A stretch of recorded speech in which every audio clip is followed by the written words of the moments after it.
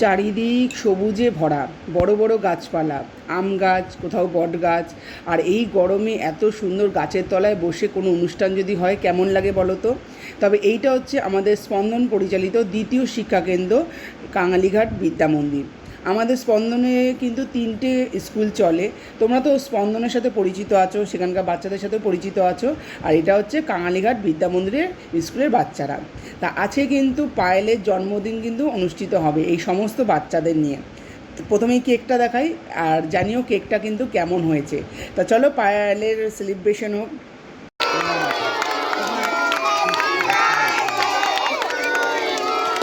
Happy birthday, Fire!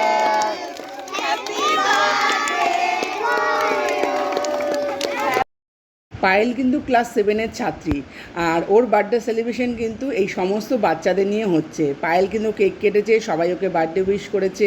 Payel কিন্তু নিজের হাতে কেক সবাইকে খাইয়ে দিয়েছে। কেক কাটা তো হলো, এবার দুপুরে খাওয়ার ব্যবস্থা আছে। ভাত আছে, ডাল আছে, আছে আলুর চিপস, তার সাথে চিকেন কষা, চাটনি, পাঁপড় এবং রসগোল্লা।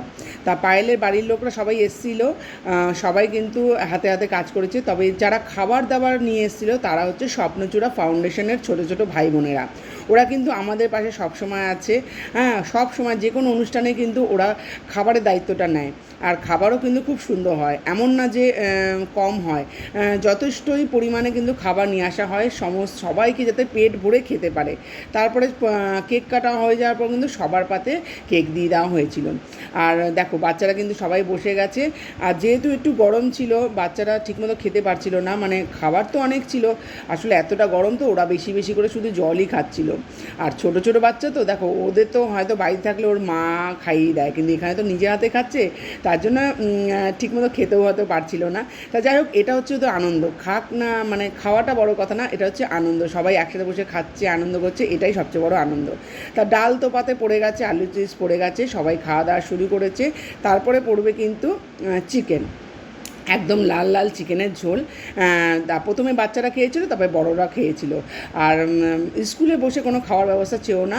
ওর থেকে স্যার মনে করলেন, এই স্কুলে যে স্যার উনি মনে করলেন না, গাছতলায় বসে খাওয়াটাই কিন্তু ভালো। তা যাই হোক, শেষ পাতে ছিল কিন্তু মিষ্টি। আর মিষ্টি দিয়েই কিন্তু আমি আমার এই ব্লগটা শেষ করছি। কেমন লাগলো জানিও। আর এতক্ষণ ভিডিওটা দেখার জন্য তোমাদেরকে সবাইকে জানাই অনেক অনেক ধন্যবাদ।